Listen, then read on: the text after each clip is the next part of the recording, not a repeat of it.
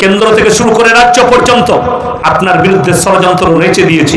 ভারতবর্ষে সমকামীকে রায় দিয়ে দিয়েছে সুপ্রিম কোর্ট, ভারতবর্ষে সমকামী থাকতে পারে। এত শুধু মুসলিম জীবন ব্যবস্থা নয়, ইসলামের জীবন ব্যবস্থা নয়, গোটা ভারতের জীবন ব্যবস্থা পঙ্গু হয়ে যাবে, নিস্তে নাবুদ হয়ে যাবে। সরকার, কেন্দ্র সরকার রায় দিয়েছে 5 মাস পর্যন্ত যে কোনো মেয়ে তার পেটের বাচ্চাকে নষ্ট করতে পারে। জিনার দিকে যুব সমাজকে আর যুবতীদিকে জিনার দিকে ঠেলে দেওয়া হয়েছে। আমি বলেছি আর 5 বছর পরে এই রায়গঞ্জের মার্কেটে, রায়গঞ্জের বাজারে, ইটাহারের বাজারে, আপনার মালদা টাউনে, মুর্শিদাবাদে যতগুলো টাউন আছে, এই টাউনগুলোর যে ডাস্টবিনগুলো আছে, এইগুলোতে আপনার ময়লা থাকবে না, এগুলোতে ভ্রূণ আর বাচ্চা পড়ে থাকবে, অবৈধ বাচ্চা পড়ে থাকবে, রাস্তাঘাটে কুকুরের মতো জিনা করবে, আর মুসলমানরা এই লেপেটে চলে আসছে। আপনি দেখুন, ডাক্তারের কাছে যান, 98% মেয়ে কি হচ্ছে, 98% মেয়ে সিজার করে বাচ্চা। ডাক্তারের পরামর্শ দিয়েছে সিজার করো, মা সুস্থ থাকবে। প্রসব, নর্মাল প্রসব করলে মারা মারা যেত আগেকার যুগে, মা মারা যায়, মায়ের কষ্ট হয়। সিজার করলে মায়ের কষ্ট হবে না। সিজার করা বাচ্চা হলে তাদের ব্রেন বুদ্ধি ভালো হয়। সিজার করা বাচ্চা হলে তারা টেকনিক্যাল দিকে এগিয়ে থাকে। আমার বলা উচিত ডাক্তারকে জিজ্ঞেস করা, ডাক্তার সাহেব ছাগলগুলোকে সিজার করলে তাহলে পাঁঠাগুলোর একটু বুদ্ধিটা বেড়ে যেত, ঠিক কিনা কথা বলে? যদি বুদ্ধি বাড়ে, কষ্ট তো ওই জায়গায়। আপনি ডাক্তারকে জিজ্ঞেস করুন, স্যার কুকুরের 5টা বাচ্চা হয়, শুয়োরের 10টা 12টা বাচ্চা হয়, 14টা পর্যন্ত শুয়োরের বাচ্চা হয়, বিড়ালের 5টা বাচ্চা হয়, ছাগলের 2টো বাচ্চা হয়, তাদেরকে কোনোদিন সিজার করা লাগলো না। আমার বইয়ের একটা বাচ্চা হবে, সিজার করা লাগবে কার? বেঈমান কাফেরদের আখলাক আমাদের উপরে ভিড়ে দিয়েছে। কেন এটা হলো? আমাদের ডাক্তার নাই, একটা ইমানদার ডাক্তার নেই। ওই জন্য কে বললো আপনার ছেলেকে মৌলবি করতে হবে? শুধু মৌলবি নয়, মৌলবি আলেম হবে তো আল্লাহ যা তকদিরে লিখেছে। আপনার ছেলেকে হাফিজে কোরআন করুন, হাফিজে কোরআন করার পরে তাকে আবার স্কুলে দেন, সেই ছেলেটা হাফেজ হবে, তারপরে ডাক্তার হবে, প্রফেসর হবে, ইঞ্জিনিয়ার হবে, সে কওমে মিল্লাতের জন্য কাজ করবে। আজকে আমাদের একটা ভালো ডাক্তার নেই, একটা গাইনিক ডাক্তার ভালো নেই, একটা ইঞ্জিনিয়ার নেই, একটা প্রফেসর নেই, একটা ভালো উকিল নেই, একটা ভালো জজ নেই। ওই জন্য আমার মুসলমান ভাই আমরা বিপদগ্রস্ত। একটা যদি ইমানদার মুমিন উকিল থাকে তো আমাদের মতো মৌলবীরা ফেরে পড়বো নাকি? যে কটা আছে, আমার বর্তমান টাউনের কথা বলছি, আমি দিনাজপুরের কথা বলবো না, মালদার কথা বলবো না, যেহেতু জানি না। আমার বর্তমান টাউনে 4,500 ডাক্তার আছে। আমার ছোট মেয়েকে নিয়ে এক ডাক্তারের কাছে গেলাম, মুসলিম ডাক্তার, নামটা দেখলাম মুসলিম। 2-4 জন বললো বড় ডাক্তার, চলো। গেলাম, চেম্বারে ঢুকলাম, 3 বার সালাম দিয়েছি, 3 বার উত্তর দেয়নি। আমি বেরিয়ে চলে এলাম। যে ছেলেটা কম্পাউন্ডার ছিল সেও মুসলমান। আমি কি ব্যাপার, হারাম করে 3 বার সালাম দিলাম, উত্তর দিল না। বলে হুজুর ভেতরে যে চুল কাটা মেয়েটা বসে আছে। আমি বলি ওটা কে? বলে ওটার বউ। লো, তাহলে মন্ত্রী বসে আছে বলে উত্তর দিতে পারেনি। মন্ত্রীর কপালে দেখলাম সিঁদুর লাগানো আছে। অমুসলিম মেয়েকে বিয়ে করেছে, এ হারামখোর নিজে অমুসলিম হয়ে গেছে। আর আমি গতকালকে সকালবেলায় যখন এয়ারপোর্টে নেমেছি, ওখান থেকে ধর্মতলায় ভলভো বাসে চাপলাম। আমার ঘুমের অভাব ছিল, ঘুমাচ্ছি। তো একটা হোটেলে এসে গাড়িটা দাঁড়ালো, ওখানে ঘুম ভাঙলো, আমি ইস্তিনজা করলাম, তারপর আবার সিটে বসলাম। তো আমার পেছনে অনেকগুলো মেয়ে ছেলে ছিল। একটা মেয়ে বারবার আসছে আর আমাকে দেখে যাচ্ছে। শেষকালে না থাকতে পেরে বলে, স্যার একটা কথা বলবো। হুজুর, কি হয়েছে? আপনি ইয়াসিন সাহেব না? আমি জি। বললে আমি অনেক বড় আপনার ফ্যান, আমি জলসা শুনি আপনার। আমি কিন্তু অমুসলিমদের মেয়ে একটা মুসলিম ছেলেকে বিয়ে করে ঈমান এনেছি। জোরে বলুন সুবহানাল্লাহ। সে ঈমান আনলো, আর এই হারামখোর ডাক্তার কি করে বেঈমান হলো? ইয়ার বাপ তো দ্বীনি শিক্ষা দিয়েছে, শুনে নেন। আপনার ছেলে কলেজে পড়ুক, ডাক্তার হোক, ইঞ্জিনিয়ার হোক, উকিল হোক, ব্যারিস্টার হোক, যদি দিন না থাকে আল্লাহর কসম আমার আল্লাহর কাছে কোনো মূল্য নাই। এতটুকু মূল্য পাবে না, লিখে দিয়ে যান কাগজ থাকে তার মূল্য কিরকম? সে একটা জীবজন্তু, জানোয়ারের মতো আমার আল্লাহর কাছে, তার বেশি কিছুই নয়। ছেলে যদি ডাক্তার হয়, মুমিন হয়, তার দুনিয়াও কামিয়াব, আখিরাতও কামিয়াব। ছেলে যদি ইঞ্জিনিয়ার হয়, সে যদি দিনদার হয়, তার দুনিয়াও কামিয়াব, তার আখিরাতও কামিয়াব। অনেক জনের মনে মনে হচ্ছে, শুনেলেন আল্লাহ তাআলা বিচার করবেন দুজনের, জিন এবং ইনসানের।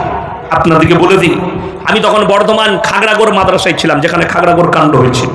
ফারেক হওয়ার পরে আব্বাজি বলল ওখানে পড়াও, আমার জীবনের প্রথম। তো টাউনের লোকরা কি করে জানেন, কোরআন খানি করে জান্নাতে পাঠায়। তো আমি মাদ্রাসার শিক্ষক, একজনের বাড়িতে একজন হেডমাস্টার স্কুলের, আমার এলাকার স্কুলের হেডমাস্টার, কোনো এক স্কুলের, আমি নাম করব না, শুনলে কষ্ট পাবে, হেডমাস্টার দাওয়াত দিয়েছে বলে 5টা ছেলে আমার বাড়িতে কোরআন পড়বে, খাওয়া দাওয়া করবে, দোয়া হবে। কেউ মারা গেছে? সে বলল হ্যাঁ। তো মাদ্রাসার হেড মোল্লা ছিল, হেড মুদারিস। তো সে আমাকে বললে যে মোল্লা সাহেব আপনি যে দোয়া করার সময়, আমি দেখলাম যেতে হবে, দেখতে হবে কাণ্ড কারখানা কি আছে। আমি বললাম খানা আমি খাবো না, মাদ্রাসায় খাই, আমি দোয়ার সময় যাব। জোহরের পরে গেলাম, আমি বললাম বাবা কার নামে দোয়া হবে? বলছে টনি। আমার টনি কি নাম, ভালো নাম নেই? বললে আমার 10টা বিড়াল আছে, ওই বিড়ালটার নাম আমি টনি রেখেছি। আমরা তোবা বিড়ালের নামে কি দোয়াবে? আমি বললাম কোন স্কুলে চাকরি করেন, কে চাকরি দিয়েছে, কেন এটা করলো? বিড়ালের নামে দোয়া। আল্লাহ কিয়ামতের দিনে শুধু দুজনের বিচার করবেন, জিন এবং ইনসান। তাকে বুঝালাম, তারপরে তার হিসাব বার করলাম কোন মতের কিভাবে চলে। তখন দেখলাম সে হচ্ছে জিলাপি হুজুরের মুরিদ। আমি দোয়া করিনি, পালিয়ে এসেছি। আমাকে বলেছে বদ্দিন হুজুর, এর মধ্যে দিন নাই। আমাকে বলেছে বিড়ালের লেগে সারা দয়া নেই, বিড়ালের লেগে দোয়া করলো না। শুনে নেন, ভালো করে লিখে নিয়ে যান, কোন মাসুম বাচ্চা যদি মারা যায়, নাবালিগ ছেলে, তার লেগে দোয়া করা লাগবে না, তুমি নিজের লেগে দোয়া করো। আমাদের দেশের মায়েরা দোয়া করে কার লেগে? বাচ্চা ছেলে মারা গেছে তার লেগে দোয়া করে। সে জান্নাতের বাগিচায় থাকবে, তার কোনো পাপ নেই, সেই ছেলেটা জান্নাতি, তার লেগে দোয়া করা লাগবে না, তুমি পাপ করেছো, তুমি নিজের লেগে দোয়া করো। আর আমাদের দেশের গুটকাখোর আর এই সিন্নি হুজুররা ওই বাচ্চার লেগেও মিলাদ করাবে, যাতে পয়সা পায় আর খানা পায়। আর আমি বলে যাচ্ছি, ইসলামে মিলাদই নেই। মিলাদ মানে হচ্ছে জীবন আদর্শ বর্ণনা করা। আজকে যদি নবীজির কথা বলি, নবীজি দেখতে এরকম ছিলেন, নবীজি সাল্লাল্লাহু আলাইহি সাল্লামের আদর্শ বলছি, এটারই নাম মিলাদ। জীবন আদর্শ বর্ণনা করা, মিলাদুন নবী, নবীর জীবন আদর্শ বর্ণনা করা। তো শুনেছেন, জীবন আদর্শ যদি কেউ বলে, আবার এরাই বলছে গুটকাখোর বলো, যেদিনে নবীজি জন্মগ্রহণ করেছেন সেই দিনই নবীজির মৃত্যু হয়েছে। যদি এটা সত্য হয় যে যে দিনে মৃত্যু সেই দিনই জন্ম, তাহলে তো মৃত্যু দিবস পালন করবি না জন্ম দিবস?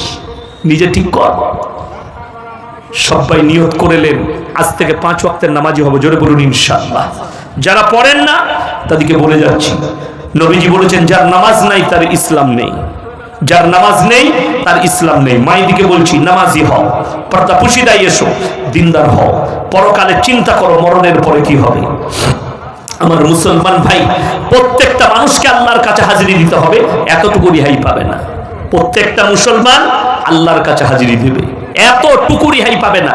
হাজিরি থেকে আল্লাহ সকলকে হাজির হতে হবে কিয়ামতের দিনে, আল্লাহ হাজির করাবেন, কেউ রিহাই পাবে না। একটা দানা পরিমাণ কেউ রিহাই পাবে না, আল্লাহ নবী রাসূল দিকেও ডাক করাবে। ওই জন্য কোরআনে আছে ফালানাসআলান্নাল্লাযীনা উরসিলা ইলাইহিম ওয়ালানাসআলান্নাল মুরসালিন। আমি শুধু মানুষকে নয়, নবী পয়গম্বর রাসূলকেও দাঁড় করাবো, তাদের কমকেও দাঁড় করাবো। কিভাবে দাওয়াত দিয়েছো তোমরা, কিভাবে কবুল করেছো, প্রত্যেকটা জিনিসকে পাই টু পাই আল্লাহ দেখবেন কিয়ামতের দিনে। চলুন এরপরে যারা আল্লাহর প্রিয় বান্দা হবে, আমার আল্লাহ কোরআনে শর্ত রেখে দিলেন, তাবারাকাল্লাযী জাআলা ফিস সামাই বুরুজা ওয়া জাআলা ফিহা সিরাজান ওয়া কামারাম মুনীরা ওয়া হুয়াল্লাযী জাআলাল লাইলা ওয়ান নাহার খিলফাতাল লিমান আরাদা ইয়াযযাক্কারা ওয়া আরাদা শুকুরা। তাবারাকাল্লাযী জাআলা ফিস সামাই বুরুজা, বুরুজ মানে হচ্ছে আসমান।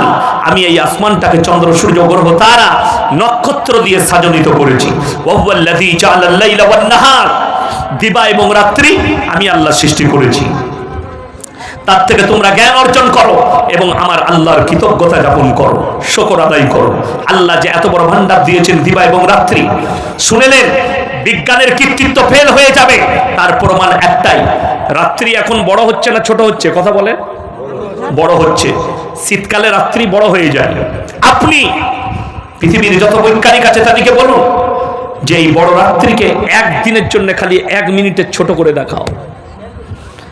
1 ঘন্টা ছোট করে দাও, বিজ্ঞান মাথা নত করে দেবে। আল্লাহর কসম, এটা আমার আল্লাহর পক্ষেই সম্ভব। চলুন আগে। আমার প্রিয় বান্দাদের 1 নম্বর আখলাক, সেটা হচ্ছে ইবাদুর রহমানিল্লাযীনা ইয়ামশুনা আলাল আরদি হাওনা। তারা দুনিয়ার বুকে যখন বসবাস করবে, শান্তির সঙ্গে বসবাস করবে। আপনার দ্বারা কারো কেউ কষ্ট না পায়, আপনার ভাই, আপনার বোন, আপনার মা বাবা, আপনার প্রতিবেশী, আপনার আত্মীয়, কেউ যেন এতটুকু কষ্ট না পায়। আপনি বিপদে পড়বেন। আমার মুসলমান ভাই, আপনার দিকে বলে যাই, কেউ কেউ কি কষ্ট দিবেন না ভাষার দ্বারা, ব্যবহারের দ্বারা, আখলাকের দ্বারা, চরিত্রের দ্বারা। নবীজি বলেছেন, তোমরা দেখো না তোমার বাড়ির পাশে কে বসবাস করছে, সে দলিত হোক, আদিবাসী হোক, হিন্দু হোক, সে যদি ক্ষুধার্ত হয় খাবার দাও, বস্ত্রহীন হলে বস্ত্র দাও, বিপদে পড়লে তার পাশে দাও। এটাই ইসলাম। তোমার ব্যবহারে, আখলাকে, চরিত্রে কলমা পড়বে। যদি বলেন বুঝিয়ে দেন একটু গোদা বাংলায়, আপনি ইটাহারে বাসে চেপেছেন, নাইলে রায়গঞ্জে বাসে চেপেছেন, ইটাহারে নামবেন। আপনাকে বাসে দেখলেন একজন ব্যক্তি সিগারেট খাচ্ছে, আপনি বললেন ভাই সিগারেটটা ফেলা। সে যদি আপনার থেকেও বলবান হয়, কি করবে? দ্বিতীয়বার সিগারেটটা নিয়ে আপনার মুখে মারবে। চিল্লালি কেন বে? ঠিক কিনা কথা বলেন? আর আপনি যদি বলেন দাদা সিগারেটটা একটু ধরে খেলে ভালো হতো, দাদা সিগারেটটা একটু ধরে খান, ডাক্তারে আমাকে নিষেধ করেছে, ধুঁতে কষ্ট হয়, একটু ধরে খেলে আমার উপকার হতো। সে মনে মনে ভাববে, হ্যাঁ মানুষটা কত নরম, কত ভদ্র, সঙ্গে সঙ্গে ফেলে দেবে। এতটুকু দ্বিধাবোধ করবে না। যদি বলেন কোরআনের দলিল দে, আমার নবী বিশ্বনবীকে আল্লাহ বললেন, ফাবিমা রাহমাতিন মিনাল্লাহি লিনতা লাহুম ওয়ালাউ কুনতা ফাজ্জান গালিজান কলবি লানফাজ্জু মিন হাওলিক। হে আমার নবী, আমি তোমার অন্তরকে নরম আর কোমল করেছিলাম বলে কেউ কোনোদিন দূরে সরে যায়নি। লানফাজ্জু মিন হাওলিক। আর আমি যদি আপনাকে কর্কশ ভাষী করিতাম, সবাই আপনার কাছ থেকে দূরে সরে যেত। আমি তোমাকে নরম করেছিলাম। তাই হযরতে ওমরে ফারুক রাদিয়াল্লাহু তাআলা আনহু নবীজির গর্দন নিতে এসে কলমা পড়ে বাড়ি ফিরে গেছে। হযরতে হিন্দা নবীজির চাচাজান আমির হামজা রাদিয়াল্লাহু তাআলা আনহুর কলিজাটাকে চিবিয়ে খেয়েছে।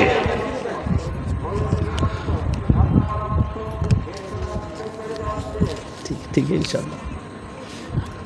শুনিলেন আমার মুসলমান ভাই, নবীজি সাল্লাল্লাহু আলাইহি সাল্লাম এত বড় আখলাক দিয়েছেন, চরিত্র দিয়েছেন, সেই চরিত্রে সবাই চরিত্রবান হন। সাহাবীরা কলমা পড়েছেন নবীজির ব্যবহারে, আখলাকে, চরিত্রে। আপনি এমন ব্যবহার দেখান, আপনার প্রতিবেশী কলমা পড়ে মুসলমান হবে, আপনার ভাই কলমা পড়ে মুসলমান হবে। আমার কাছে জানেন 100 থেকে 150 হিন্দু ভাই বোন ওয়েটিং এ আছে। কিসের ওয়েটিং এ বলবো না, সমঝদারোं के लिए इशारा काफी है, মৌলবী লোক समझ जाएगा। তারা ওয়েটিং এ আছে, প্রসেসিং এ আছে। তারা বলছে হুজুর প্রসেসিং দেন, মন্না প্রসেসিং বলে দেন। কোন প্রসেসিং এ আমরা আসবো, কালমাটা কিভাবে পড়বো? জোরে বলুন সুবহানাল্লাহ। কিসে? আখলাকে, ব্যবহারে। তাদের উপরে কোনো দাবাও নাই, ইসলাম দাবাই দেয় না। নবীজি তলোয়ারের দ্বারা ইসলাম প্রচার করেননি। ওই জন্য মুসলমান আখলাক আর চরিত্র দেখান, আপনার ব্যবহারের দ্বারা যেন আপনার কেউ কষ্ট না পায়। আজকে আমরা বাবা মাকে কষ্ট দিই, জান্নাতের আশা করি। আমরা বিবির উপরে অত্যাচার করি, জান্নাতের আশা করি। আমরা প্রতিবেশীর উপরে অত্যাচার করি আর জান্নাতের আশা করি। এটা যেন আমাদের মধ্যে না আসে। আমার মুসলমান ভাই, চলুন 2 নম্বর আখলাক। ওয়াইদা খাতাবাহুমুল জাহিলুনা ক্বালু সালামা। তোমরা জাহিল মূর্খদের সঙ্গে তর্ক বিতর্ক করো না, যার মধ্যে ইসলামের জ্ঞান নেই, কোরআন হাদিসের জ্ঞান নেই, দ্বীনের জ্ঞান নেই। যদি আল্লাহ সম্পর্কে কুরুচিকর মন্তব্য করে, খারাপ বলে, তাদেরকে সালাম জানিয়ে সাইড কেটে পালিয়ে যাও। ভাই পরে দেখা হবে, এখন কথা বলার সময় নেই। 1 নম্বর গেল। 2 নম্বর চলুন হলো 3 নম্বর, ওয়াল্লাযীনা ইয়াবিতুনা লিরাব্বিহিম সুজদান ওয়া কিয়ামা। রাতের অন্ধকারে তার রাত জেগে কেঁদে কেঁদে আমার ইবাদতে রাত যাপন করে। আমার মুসলমান ভাই, সবাই আখলাক আর চরিত্র নিয়ে আসুন, আল্লাহর প্রিয় বান্দা হবে। মুসলমান, আপনি মনে মনে ভাবছেন আমাকে যে আল্লাহ মাল দিয়েছে, আমাকে যে সম্পদ দিয়েছে, এই সম্পদটা আমার কতটা সম্পদ আমার কাছে কতদিন থাকবে, কিভাবে আমার কাছে থেকে যাবে। যদি এটা জানতে চান, এটাও কোরআন জানিয়েছে যে কখন আল্লাহ মাল কেড়ে নেয় আর আল্লাহ কখন মালে বরকত দেয়। 3টে জায়গায় আপনারা খরচ করবেন করবেন তিনজনের পেছনে, জোরে বলুন ইনশাআল্লাহ। কজনের পেছনে? তিনজনের পেছনে আল্লাহ কোরআনে বললেন। তাহলে তোমাদের মালেতে আল্লাহ বরকত দেবেন। ওয়া আতিদাল কুরবা হাক্কাহু ওয়াল মিসকিন ওয়া ইবনাস সাবিলি ওয়া লা তুবাদদির তাবদীরা। এক নম্বর, ওয়া আতিদাল কুরবা, তোমার সবথেকে কাছের গরিবের পেছনে খরচ করবে। ওয়াল ইয়াতামা ওয়াল মাসাকিন, তারপরে লক্ষ্য রাখবে এলাকায় কারা ইতিম আর মিসকিন কোথায় আছে। ওয়া ইবনাস সাবিলি ওয়া লা তুবাদদির তাবদীরা, তারপরে লক্ষ্য করো তোমার কাছে মুসাফির কে এসেছে। এই তিনজনের পেছনে। আজকের এই জলসায় সবথেকে বড় মুসাফির কে? কথা বলে না? আমি 320 কিলোমিটার রাস্তা অতিক্রম করে এসেছি, আবার অতটাই যাব। আমি মুসাফির। আজকের জলসায় সব থেকে বড় মুসাফির আমি। আল্লাহ কোরআনে বললেন যারা মুসাফিরের কথা, মুসাফিরের দোয়া নেই, মুসাফিরের দোয়াকে আল্লাহ কবুল করে নেয়, এতিম মিসকিন মজলুমের দোয়াকে আল্লাহ কবুল করে নেয়, কাছের গরিবের দোয়াকে আল্লাহ, এই তিনজনের পেছনে যারা টাকা খরচ করবে আল্লাহ তাদের দোয়াকে কবুল করে নেবেন। কেড়ে নেই কখন? ইন্নাল মুবাদদিরিনা কানু ইখওয়ানাশ শায়াতিন, যারা অপব্যয় করে আমার আল্লাহ বললেন তারা হচ্ছে শয়তানের ভাই। শয়তান জাহান্নামী, তার যারা ভাই হবে তারা জান্নাতে যাবে না।